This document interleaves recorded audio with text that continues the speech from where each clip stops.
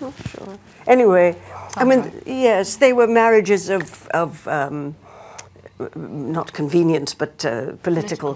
What's the word? Political is good. Yeah, political marriages. So I doubt there was any love. There obviously was towards the end, because I think if you live with someone for 60 years, or whatever it was, you eventually get fond of them and even their peculiarities. And she did have, you know, sons, wonderful sons, and a daughter. We know little about her, frankly, and one had to make up the fact that she was a woman who was forced into that incredibly rigid position, and we know nobody can be that. So what else was she? A woman who had suffered, and that I can do. We best not get into that now because we've only got 45 minutes. Helena, the last time we saw you play a queen in Alice in Wonderland, you had a somewhat enlarged head and a somewhat extravagant personality, shall we say. I think I'm right in saying you were working on Harry Potter, playing Bellatrix as well, weren't you, when the call came for this? So then you had to modulate yourself down a few notches to play this character. I thought it'd be good for me, yeah. No, I was doing Harry Potter, which is during the week, and then Tom said, would you mind playing the Queen Mother on the weekends?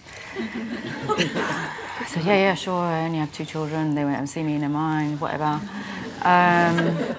Yeah, sure, I don't remember hearing no, sure. I never saw you. I never actually... accepted the role. I actually never said yes to him. That's the peculiar thing. He kept on sort of asking, and I just wanted to have a week, a normal, week job. Made it terribly clear to the rest of us. Yeah, some of us have got homes to go to. It was quite Tom's on another setup. Sorry, how long is this time going to take? This particular my supportive. No, unfortunately, we had a sort of anti-chemistry, him and me, because whenever he looked at me, on camera, or whenever I was on camera, I looked quite supportive. But whenever he looked at me for support when I was off, I was just like, apparently, I was always looking at my temperature. I mean, my thingy. You want it? Talk about your children and. Talk about my children. I better go back. Yeah, the witch job. But no, I was doing both at the same time. But I did think it was quite good for me to try and be quite, slightly less mad and screamy and externalised, and play somebody who's slightly more nuanced and internal and maybe just more subtle. I haven't done subtle for ages. When the Red Queen wasn't subtle, it was just like, okay, let's try and be subtle and maybe real. Real sometimes is quite good when it comes to acting. So, yeah. And there was a suggestion, despite her sort of slightly airy sort of quality, that there was a spine there somewhere. Oh, a huge spine. Underneath it. Could you say something about that?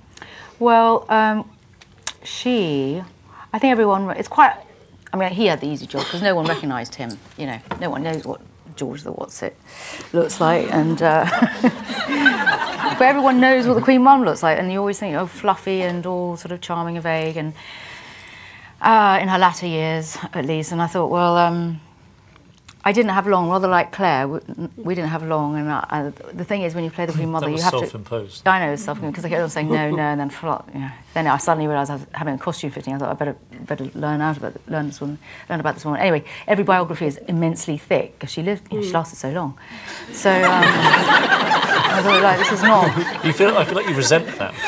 Well, yeah, when you're doing a bio thing, and I like, as Colin would testify... You like to play 3-year-olds, because, Yeah, that's what I did. Red Queen, 2-year-old, that's what and then I thought, oh, God. Anyway, luckily I only had to get to 1939, so I read the first 3 inches of William Shawcross's novel. It gave me absolutely no insight to her character whatsoever.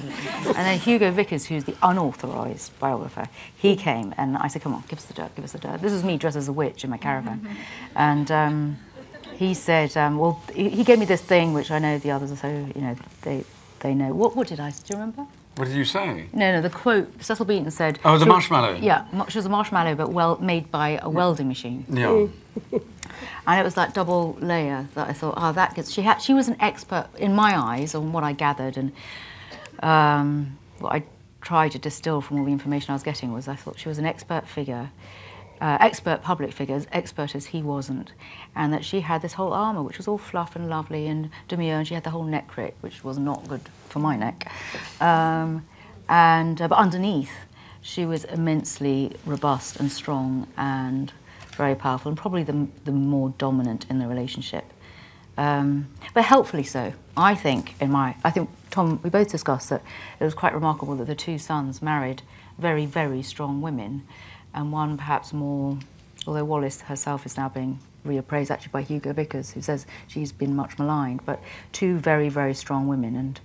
And the Queen, I think Elizabeth did help him a lot. I think it was a really symbiotic relationship, and that he drew upon her strength when, I mean, it's common, everyone pretty much said he could not have been king without her, and I know... It's not, there's no question about it. I think he relied on her tremendously, and there's something that you actually see. I think this is played out in the relationship in the film.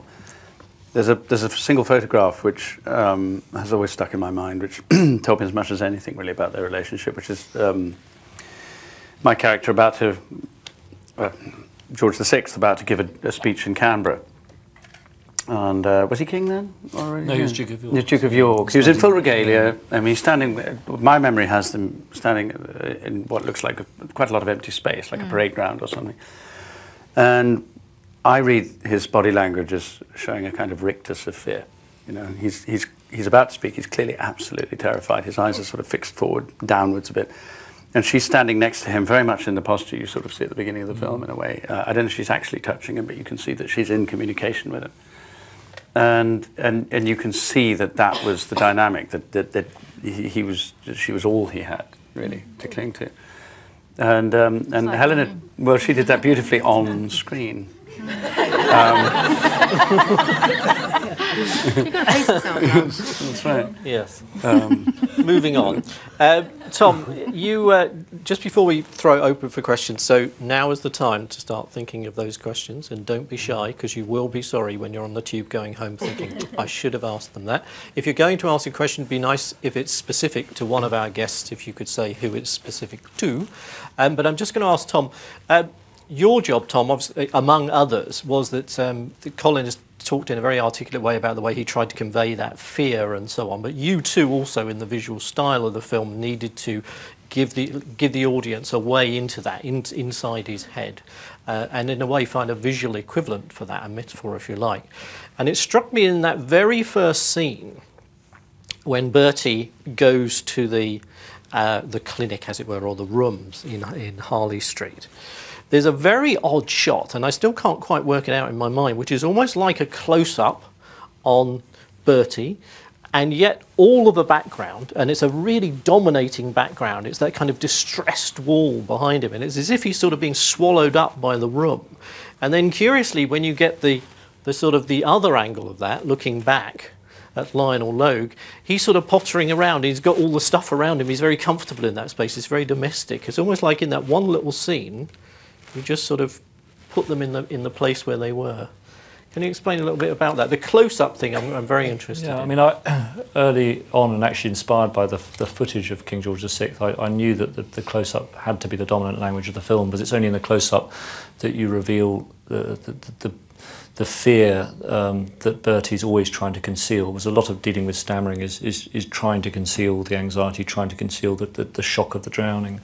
And knowing that, I then became preoccupied about how do I create a visual analogue for what stammering is about when I shoot Colin's close-ups, and I felt that stammering is about inhabiting silence and emptiness and nothingness, and therefore I wanted to put Colin's face in relationship to negative space, in relationship to absence, to nothingness, to big empty walls, and so that was where this idea of framing him against this big distressed wall of the consulting room, the empty wall of wallpaper in Logue's flat, always to keep his face in communication with some kind of absence, whereas Geoffrey is framed against the clutter of the consulting room, the fireplace, the books, the equipment. It's always an image of domesticity.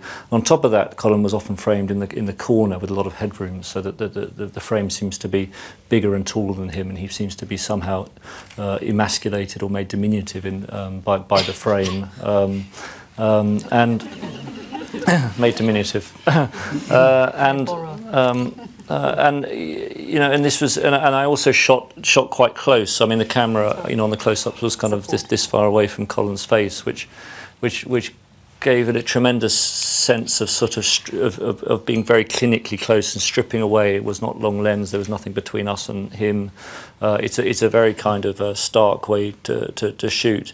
And I also had this sense that by putting the camera that close, particularly on the very first day when we shot the scene where they first meet, having the camera that close puts an actor under even more pressure, and I felt there was a relationship between stammering and performance pressure, and by on the first day effectively shooting a close shot of Colin that ran for 10 minutes the first time they meet Logue, it was almost like the most pressure I could put on him, which obviously was a gamble because it could have not paid off. But if you look in that scene, Colin's so brilliant in it, and it's always interesting how the psychological effect of where you place the camera. And for Geoffrey, when I placed the camera close like that, he immediately knew that he had to be extremely minimal, because there were these locked off frames which sort of suggested sort of English repression and the idea of a frame as a confining force rather than liberating force, which was very key.